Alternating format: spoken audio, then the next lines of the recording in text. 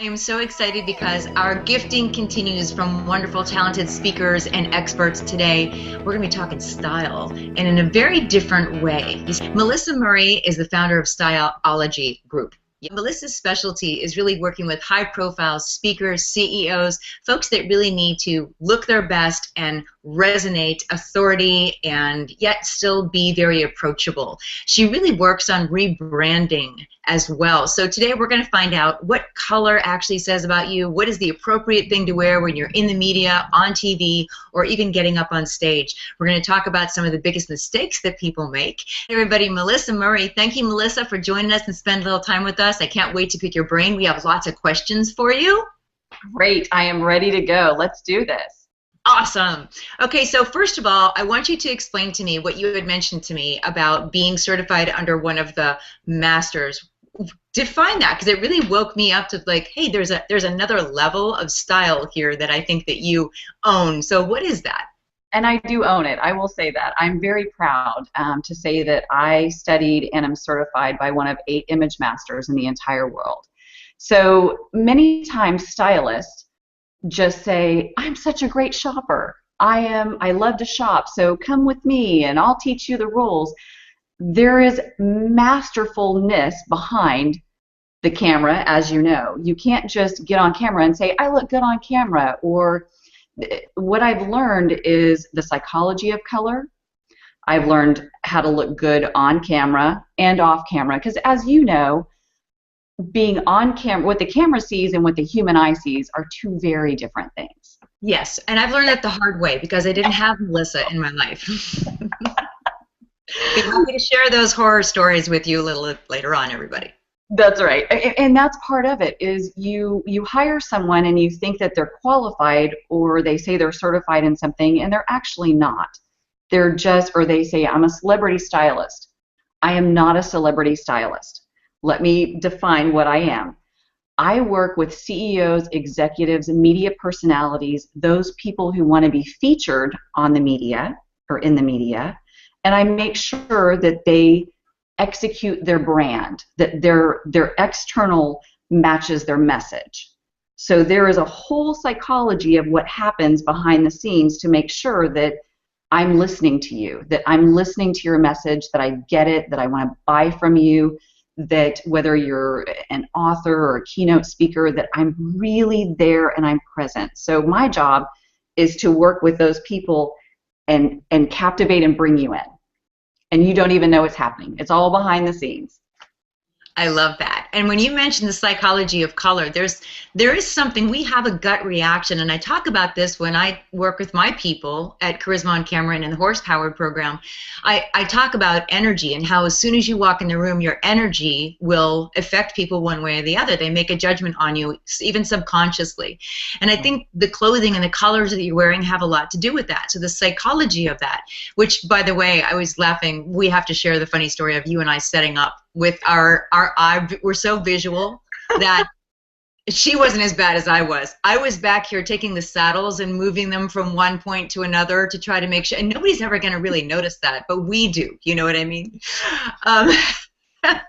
And last night we did a little run through and Melissa was putting like things behind her, but you see, this is part of style, and it really is. Since I have a program with horses, the saddles are appropriate, and you have beautiful colors behind you, Melissa, and so when we're doing video, we really are thinking about everything from what we're wearing to what's behind us.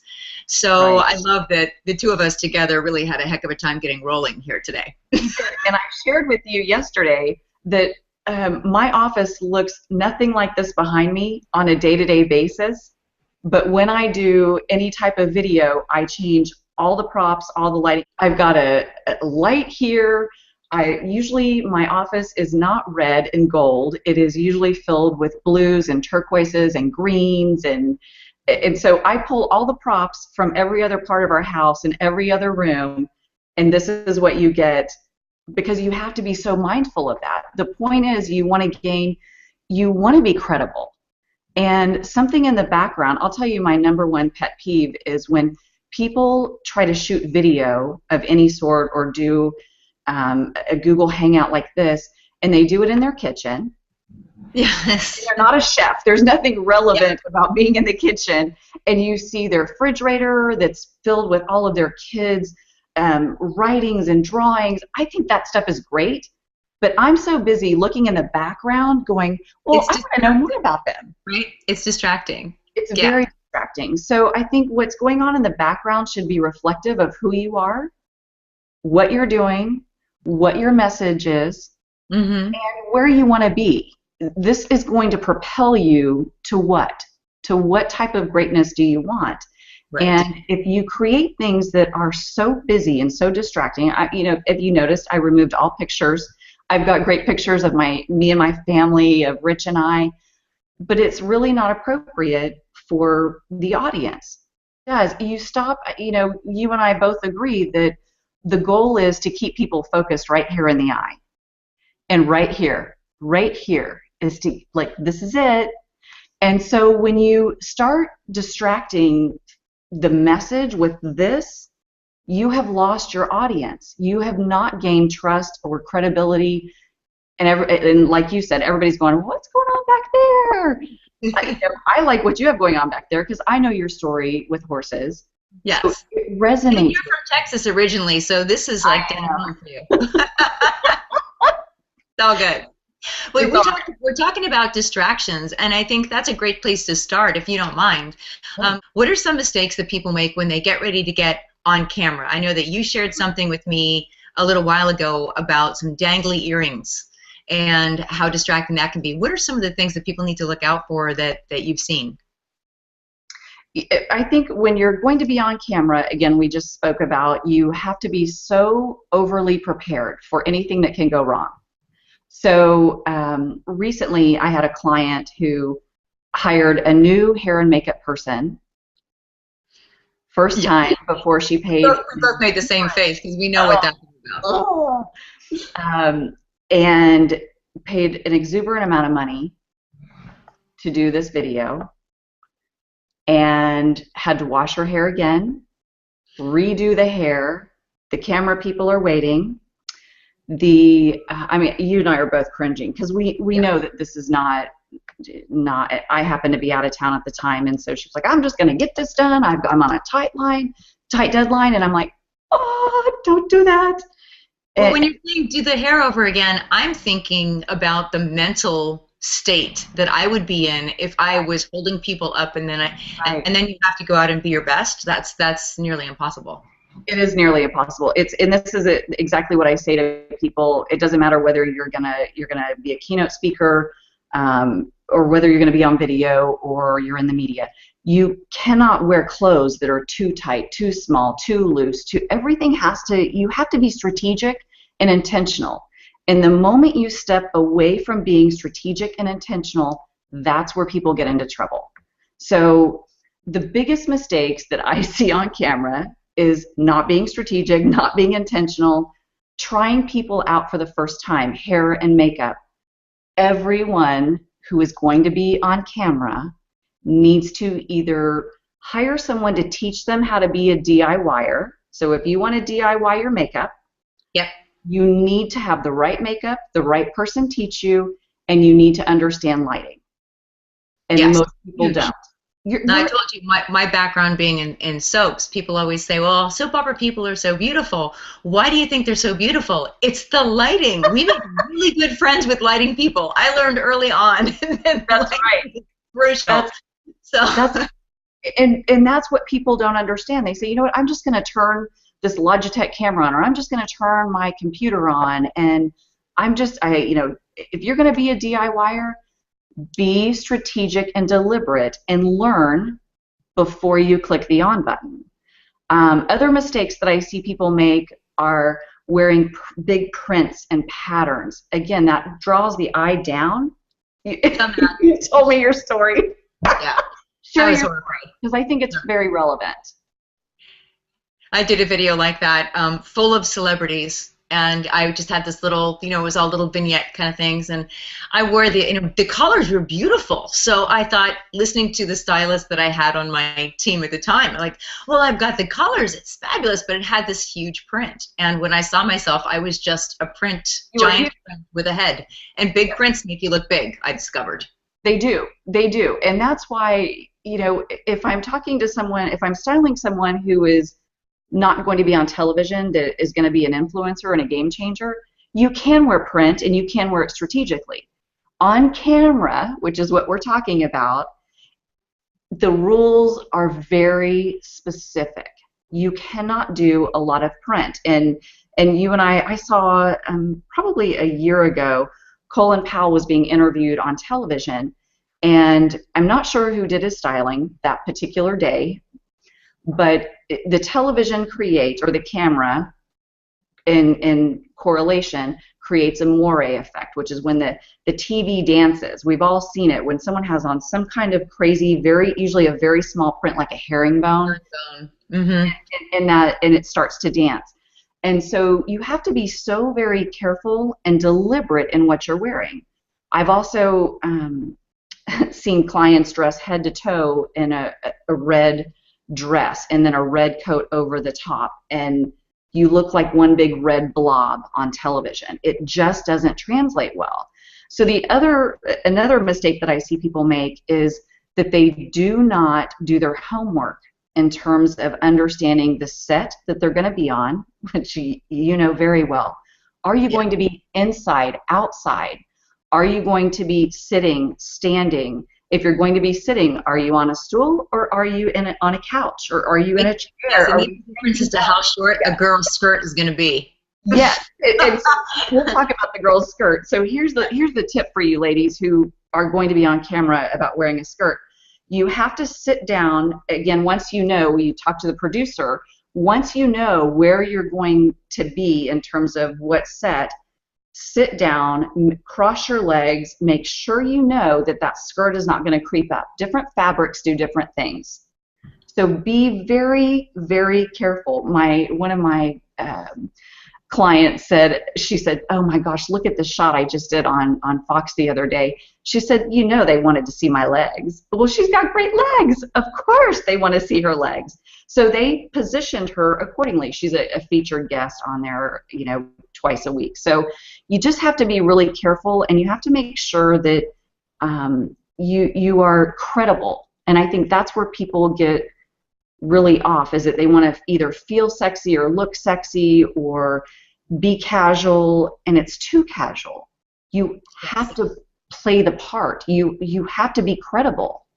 That's where it comes in. I think people really do want to be approachable, and we have some questions I want to get to about this. But so let's hold off on that, because I do want to talk about that balance between being approachable and feeling comfortable, and then still keeping that authoritative aspect about your brand. So one thing that you touched on just briefly, and a question popped into my head, and here I am, I'm working on camera more than most of the folks that might be listening, and I still hear yes and no on reds, yes and no on whites. I hear that that's an old-fashioned thing. You can wear red, white, and black, and then other people say, no, you really shouldn't. What is the true story with color? The true story is, yes, you can. No, you shouldn't. And, the reality is that if, let's say that you had your own show, you're walking into the station every single day. That set is built for you. The lighting is built for you. When you are a featured guest, the lighting is not built for you, and neither is the set. So you do have to be very, very careful in what you wear. Again, you have to ask the producer the right questions. Am I going to be on a green screen or a blue screen? Because if you're going to be on a green screen or a blue screen, if you're going to be on a green screen, you should not be wearing green. Because then you'll just be a that means any shade of green. Right, any shade of green. Any shade of green. If you're going to be on a blue screen, you should not be wearing blue. So you're going to be this talking head again, because everything else is going to disappear. And I have this great video that I'll send to you and to your audience, but it's hilarious. So a newscaster showed up, and was on a green screen and was wearing a green shirt. And he's just this, it's like this elf that you can't see this, but you can see his and hands. Like that? It is the funniest thing ever, but it's such a great lesson. And you can't just say, yes, I agree to go on the media, and not ask the right questions. So, yes, you can wear white. Do I recommend you wearing white as a guest? Never.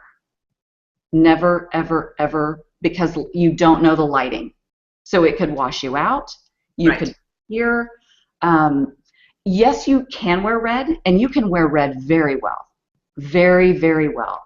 If you're going to wear red, understand what your intention is. If you're in a selling mode, if I want you to buy my book, if I want you to buy my product or service, oh, heck yes. If you are trying to gain credibility, then I would put you in a beautiful cobalt blue or a beautiful sky blue. If I want you to buy from me, perhaps I might put you in green, money, green. So again, you have to dive into what the message is to know how to wardrobe you for the camera, so that you accomplish. One of the most fascinating conversations that I had with you was when you were showing me a video series of one of your clients and pointing out how each step of the series she was accomplishing a different thing with her message, but also the colors that she was wearing was reinforcing those different levels of relationship that she was building in that video series. So 5 videos to lead to a product that you want to introduce people to, I think is a great idea. I encourage my clients to do these kind of things. But with the advice that you can give, where actually in reinforcing even at a subconscious level by the colors that you have, I thought that was really, really interesting. I was fascinated by that.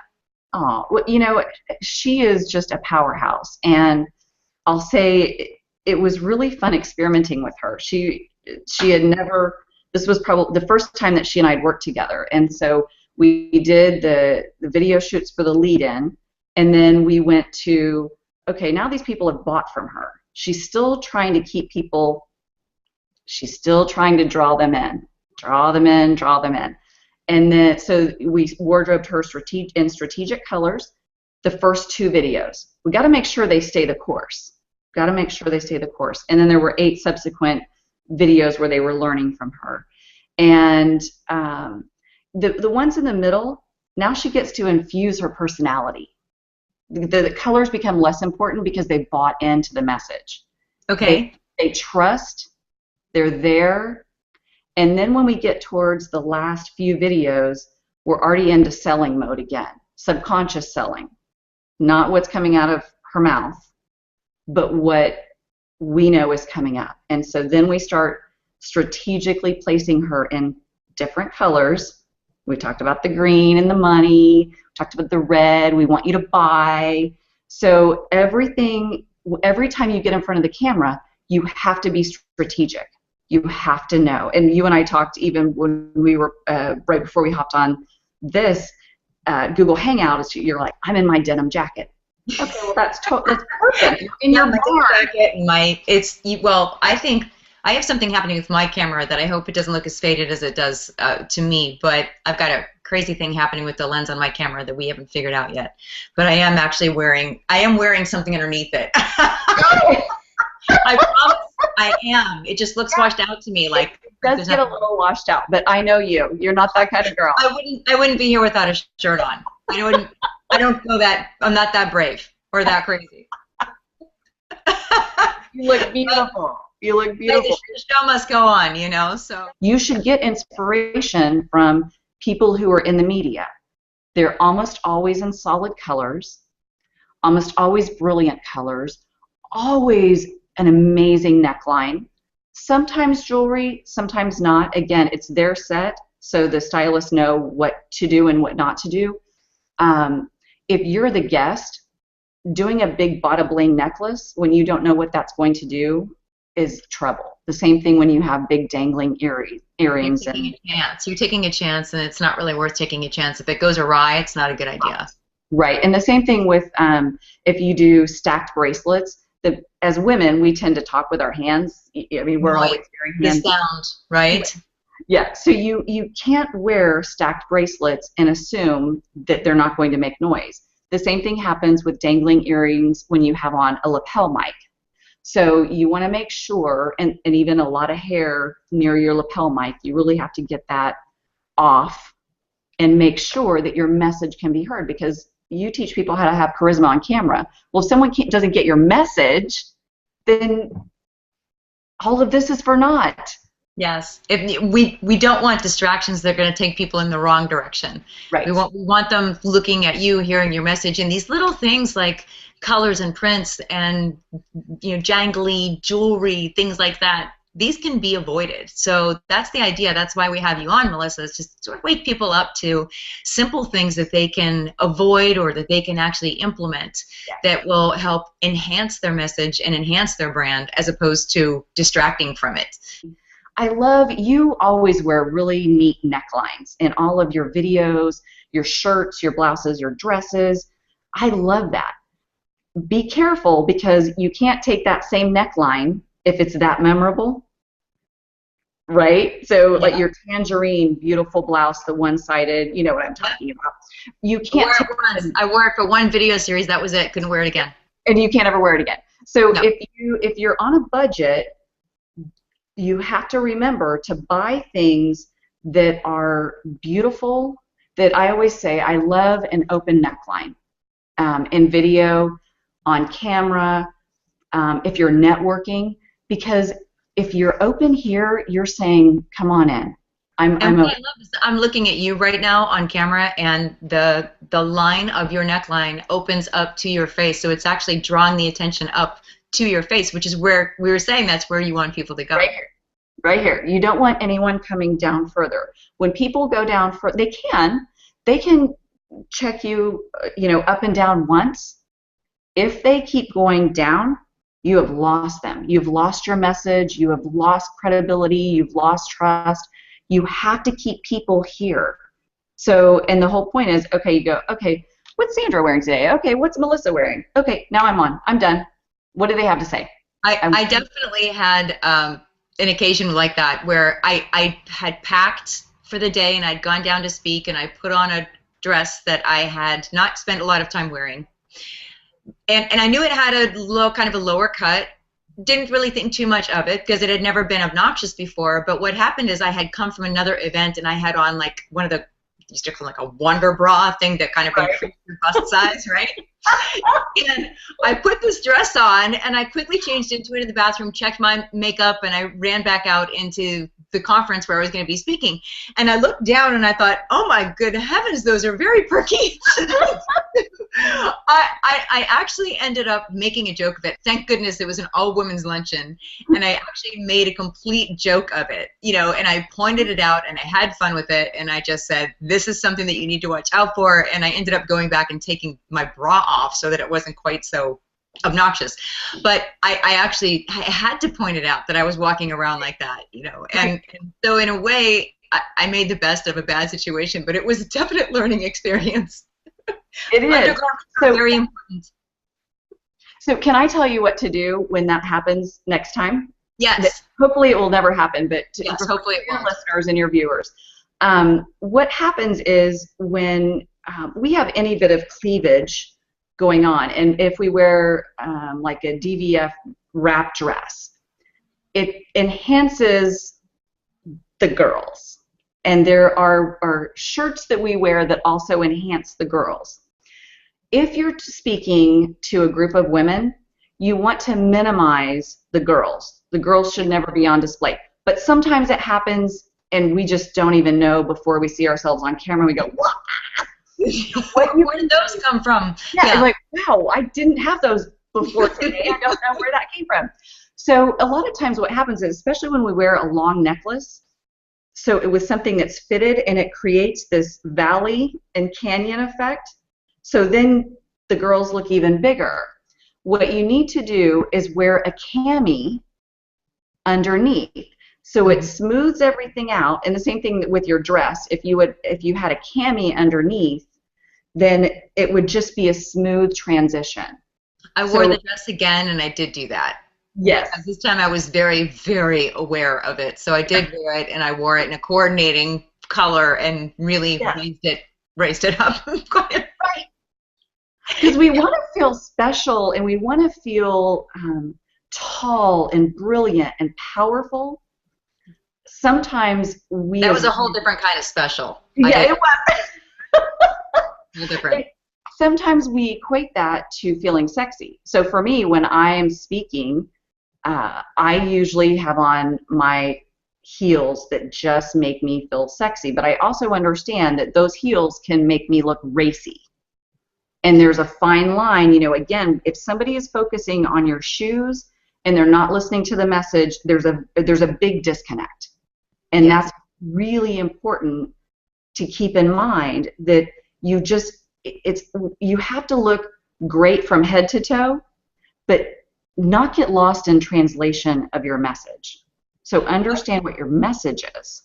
I wanted to be able to get to some questions, Sure. some more questions as well. We had a couple, but these were very specific. And one of them actually comes from one of my clients in California.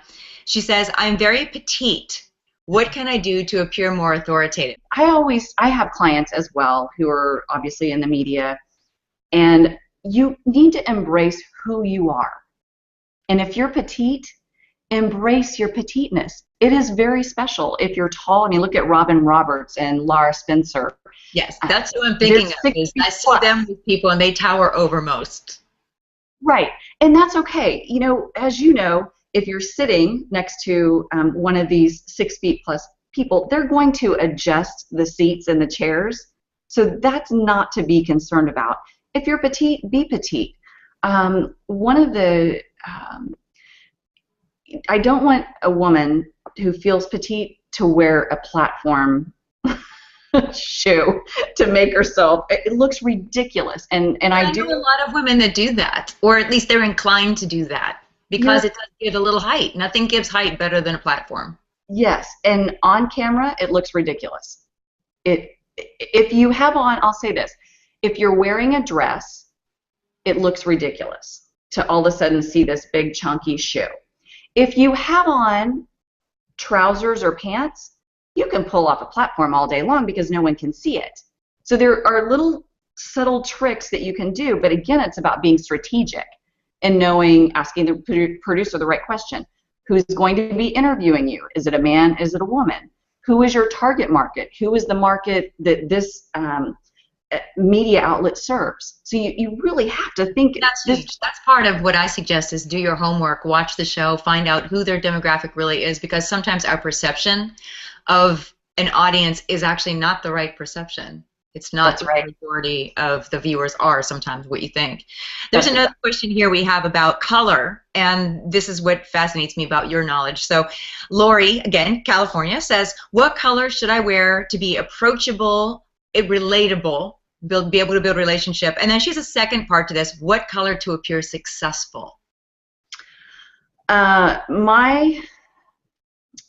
This is I don't have enough information to give you the exact answer because I don't know her whole story. It's not really a yes or no, black and white kind of answer. No. There's a lot of variables in there, I'm sure. Very many variables in there. I am a huge proponent, as you know, of cobalt blue. It evokes success. It evokes money. It evokes power. If you think about when you look at presidential elections or even local elections, what are the men wearing? They're usually, the backdrop is usually blue. Their shirt is usually blue, especially in the primaries. And then when you go from yellow and blue ties, and all of a sudden, bam, it shifts, and they're in red. They're in selling mode. So I would tell your client, it really depends on if you want. Different things make people credible. If your brand is, I'm the happiness guru, well, then you should be in orange and yellow, and you should in poppy colors and happy colors. If you are about making money, then I would again go back to the blue family. I'd go back to the regal royal purples. If you are, again, in the final selling mode, if let's say that someone is trying to sell whatever it is, and this is your third interaction, then I would say if you're trying to close that deal, then make no mistake, do red. Mm-hmm. Understand that red also, if you're selling to a woman, red can increase our heart rate. Is that a good thing? It can be a good thing in the right situation. It can be, it can also be a negative. Red is it's appetite. What do you mean by that? Why would it be a negative? What do we need to watch out for? Because if we're selling to the wrong person, let's say that we're selling to the right person, but if we are wearing red and that person is very docile and very calm, then we need to match and mirror their personality to close the deal. We wouldn't say, I'm going to take their heart rate up to here because that's what I am and I'm going to close this deal. You really have to understand your audience and your market. So if this person is very calm and zen and very tame, red might not be the right option just because you think you're going to close the deal. Speaking of color, this is color related as well. This same woman had said, and this is again one of those that I think it's going to be hard to say really one way or the other. She said, which is better, red or pink? Because she had some experiences with particularly lip color. Using a bright red lip color, evoked one reaction, and then she used the same intensity of pink, and it was a different reaction. Does that make sense? It depends on what your message is, and it depends on your skin tone. Like there are some of us who can, with darker hair, who can pull off a red lip on camera all day long. Sandra, I'm sure I can say this wholeheartedly that no one's ever put you in a bright red lipstick. Oh no, it's been done. Were you playing the vixen? Yes. What role were you playing?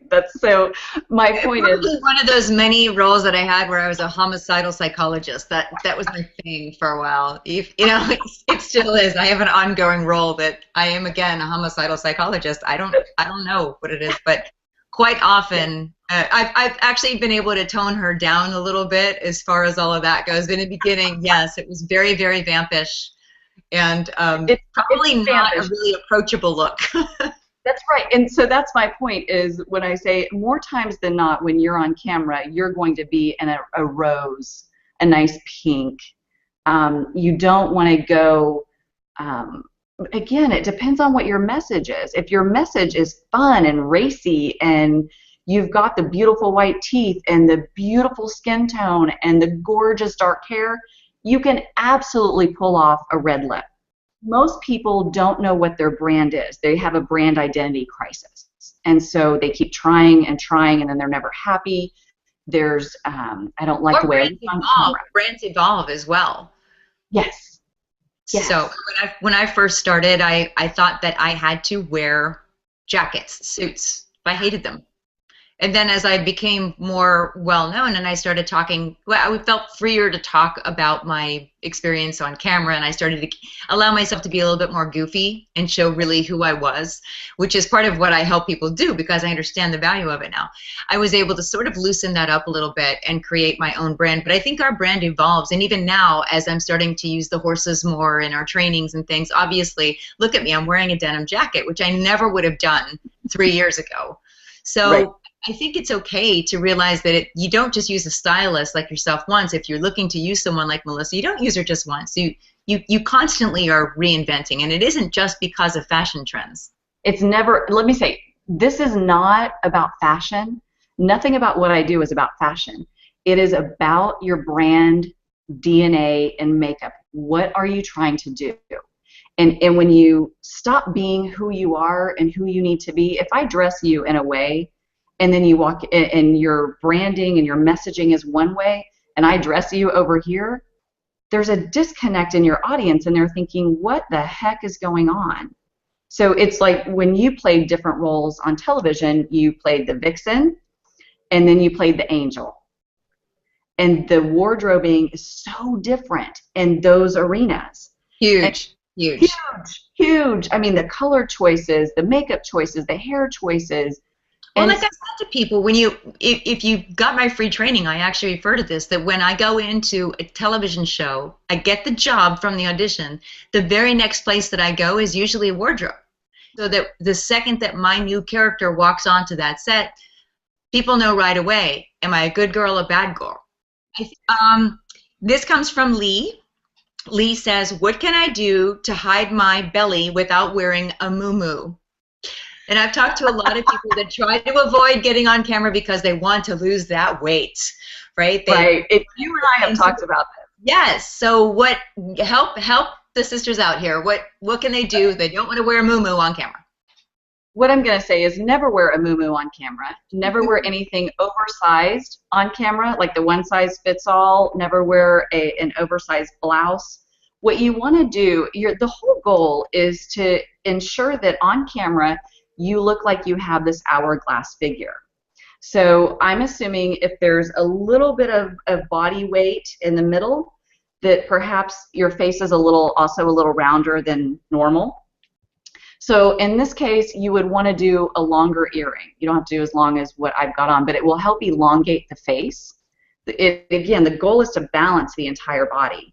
So I would say, in this case, either you have options, but a blazer or a jacket does not have to be I work in a bank kind of jacket. It has to have personality. Like, you want your look to reflect who you are. So if you are, and again, assuming that the question is specific to being on camera, you want to make sure that you don't have shoulder pads 99.9% of the time. And actually, I was going to wear my vintage Chanel jacket.